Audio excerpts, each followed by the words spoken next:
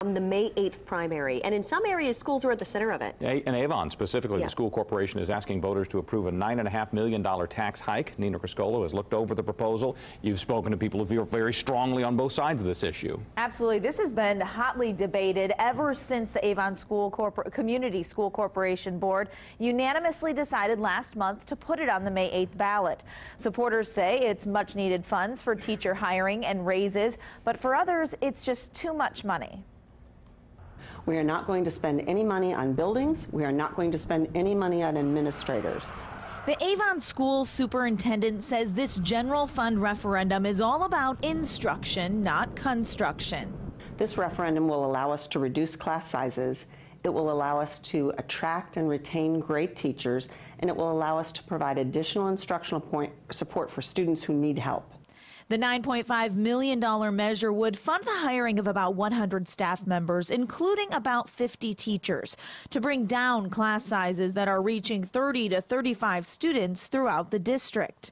Chris Tincher is one of about 30 people leading the charge with the Political Action Committee, Taxpayers for Avon Schools. He has 3 children in the district and describes himself as a fiscal conservative. But I've realized that I know exactly where the money's going to go, I know exactly how it's going to be used, and I know the impact that it's going to have on students and teachers. So it makes me feel more comfortable, and I would gladly support the referendum. But not everyone feels comfortable giving the green light to greater tax bills. Carl Blackard homeschools his school-aged child and says the school corporation is asking for too much. The school hasn't made a good case to ask for $9.5 million from the community. That's really, for me, the bottom line. There's a lot of other reasons that can go into it, but they just haven't made the case. That is a lot of money to ask of the residents. $23.56 per month for the average homeowner within the district. That's more than $280 each year for the next 8 years if approved by voters.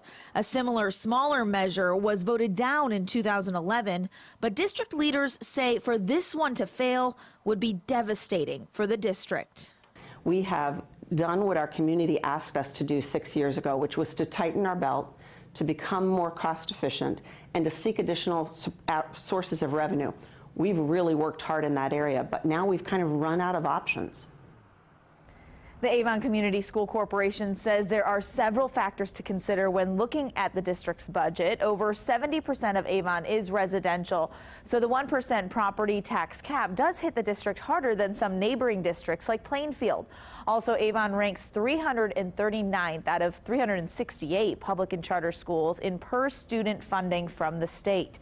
The district hopes voters will take the Trump administration's federal tax cuts and pay it forward to the schools by approving the referendum. Okay, so a lot to think about, especially in Avon. Thanks so much. It's 8:35.